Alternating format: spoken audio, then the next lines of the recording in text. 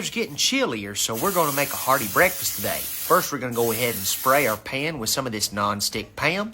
Then we're going to add some browned hamburger meat right down there in the bottom. It's about a 2-pound container we've gone ahead and browned and gotten ready.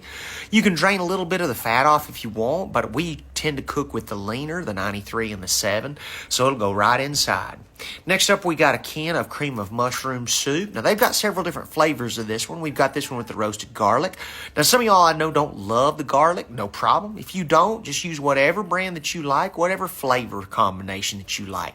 I'm going to use this rubber spatula to make sure we get every drop of that soup out here right down on top of that ground beef. Want to make sure that we got plenty of flavor as well as plenty of moisture right here in our dish. Now, this is going to be a really hearty breakfast, and I can't wait to share it with you. But before we get down to the nitty-gritty, we got to make sure that all of our soup goes into the pan. Next, we're going to go ahead and fold that in with our browned ground beef. Go ahead and stir it up in there real good to make sure that we get a real good, even distribution of it. Perfect. Now we're going to set this aside while we get ready with some of our fresh vegetables, okay? What I'm going to have is some onions and some peppers. I've got a purple onion, a white onion, and then I've got red and orange peppers. I don't love green ones, so we don't add them into anything here. So what we're going to do is, now that we've chopped those up real nice and fine, is go ahead and just add all of that to our ground beef and our soup mixture, okay? So be careful whenever you're doing this. As you can tell, I've dropped a few of those little morsels right down there on the baking sheet. They will burn pretty easily if you're not careful, so make sure that all of them end up in the pan itself, all right? So once we do that, we're going to fold in all of our vegetables and pick all those little stragglers up and put them in.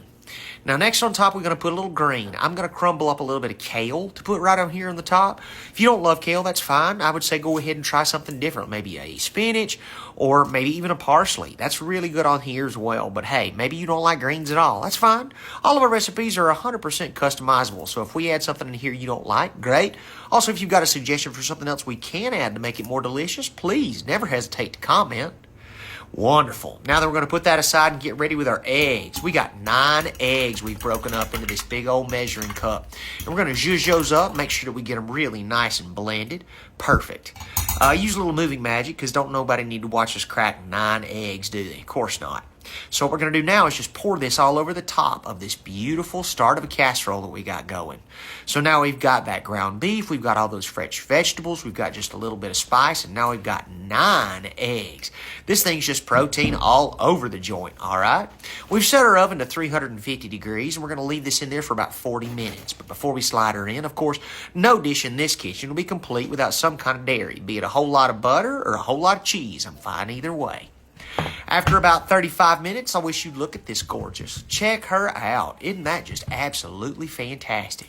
You're going to take a square of this out, and you can serve it up with a little bit of toast, maybe a fresh fruit cup, and it'll be absolutely fantastic.